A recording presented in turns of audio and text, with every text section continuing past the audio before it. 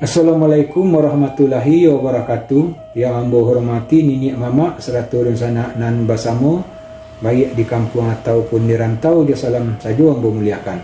Segala puji bagi Allah Tuhan semesta alam. Salawat beriring salam tercurah kepada junjungan kita Nabi besar Muhammad sallallahu alaihi wasallam yang merupakan rahmat bagi seluruh alam. Semoga kita bersama selalu dalam keadaan sehat walafiat. Dan sekiranya ada di antara kita kini yang dalam keadaan sakit, mudah-mudahan sakitnya capek disembuhkan oleh Allah. Semoga kita bersama maju dalam usaha, sukses dalam karir dan cita-cita. Amin, amin ya Rabbil Alamin. Pada kesempatan yang sebelumnya kita telah menyampaikan apa yang dimaksud dengan larih. Apa itu larih kota piliang, larih bodi canago dan larih nan panjang. Aku pada kesempatan kini ambo akan mencuba menyampaikan daerah atau wilayah yang masuk larih kota piliang.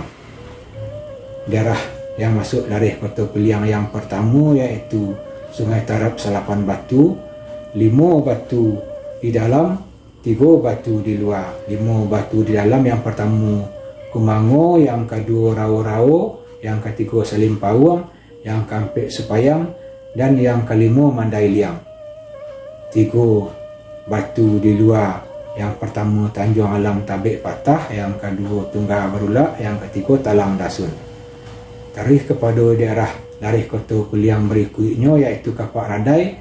Kapak Radai terdiri dari 8 kota, yang pertama Pati, yang kedua Selo, yang ketiga Situmbuk, yang keempat Semani, yang kelima Padang Lawe, yang keenam Talang Dasun, yang ketujuh Gugut, dan yang ke-8 Gunung Medan.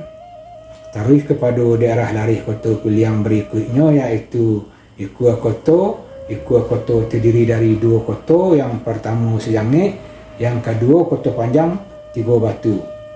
Tarikh kepada daerah larih kota piliang berikutnya yaitu Kapalo Koto. Kapalo Koto terdiri dari 2 kota, yang pertama Kota Tuo dan yang kedua Pasir Laweh.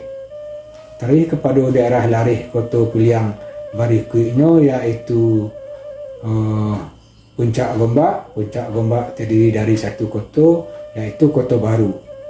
Tarikh kepada daerah larih kota piliang berikutnya yaitu Katitiran di Ujung Tanduk. Katitiran di Ujung Tanduk terdiri dari 1 kota yaitu Ampalu.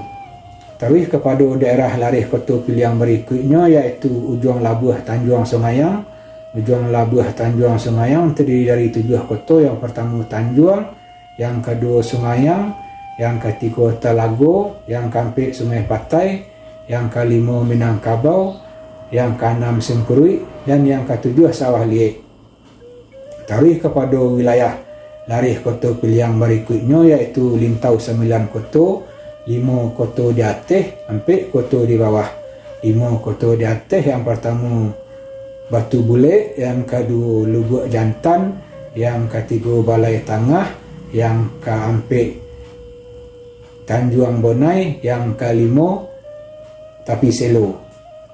Tarikh 4 kota di bawah, yang pertama Buo, yang kedua Pangiang, yang ketiga Taluk, dan yang keempat 3 Jangkau. Tarikh kepada daerah larih kota piliang berikutnya yaitu Bati 10, Bati Puh 10 kota, yang pertama